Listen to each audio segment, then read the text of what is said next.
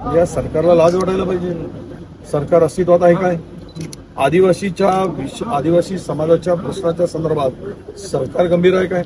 मागील 3 दिवसापासून मुख्यमंत्र्याकडे सर्व आदिवासी आमदार वेळ मागत होते। आदिवासींना आमदारांना वेळ देण्यासाठी मुख्यमंत्री उपमुख्यमंत्र्यांना वेळ नाही आणि हे लाडकी बहीणचे इव्हेंट करून रामपूर नाचायला यांना वेळ आहे आणि हे मतासाठी आचुरलेले हे जे राक्षस आहेत यांना समाजाशी काही देणे घेणं राहिलेलं नाही।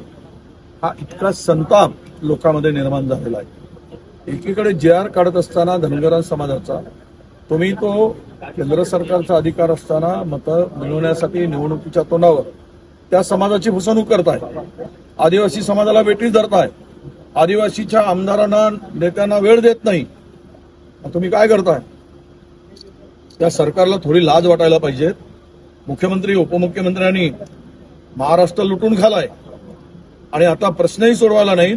ही सर्व स्थिती आदिवासी समाजाला, हे उपेक्षित समाज, हा शोषित समाज, हा मागास समाज, या आदिवासी समाजाला तुच्छ लेखण्याचं काम, त्या नेत्यांना तुच्छ लेखण्याचं काम या सरकारकडून झालेलं आहे आणि याचा बदला निवडणुकीमध्ये आदिवासी बांधव घेतील।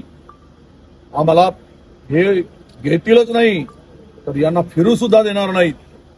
महाराष्ट्रामध्ये ही वेळ या लोकांनी आणलेली आहे। आता राजकारणासाठी एकीकडे आपट्याला वाचवायचा आणि दुसरं आपलं झाकायचं आणि दुसऱ्याचं वाकून बघायचं, ही यांची नीती आहे। बघा, आरोपी कोणी असू दे, तो चंद्रपूर जिल्ह्यातला जे घटना झाली तो आरोपी कोणी असू दे, त्याला जात पात धर्मपक्ष कुठे असतो, त्याच्यावर कारवाई झाली पाहिजे। आम्ही कोणालाही सांगितलं याच्यावर कारवाई झालीच पाहिजे, आमची मागणी केली, पण आपट्याला कोण वाचवतो? मुख्यमंत्री। याचं उत्तर द्यावं भाजपने। या अनेक ठिकाणी अरे तुम्ही काय, तुम्हाला आंदोलन करण्याचा अधिकार आहे? महिला पैलवानांचं शोषण झालं आणि त्या ब्रिजभूषण सिंगला तुम्ही घेऊन नाचलात, त्या जीवाच्या आकांतानं त्या पोरी रडत होत्या।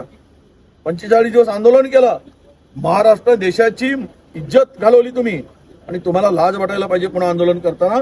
त्यामुळे हे आंदोलन लोक बघतात।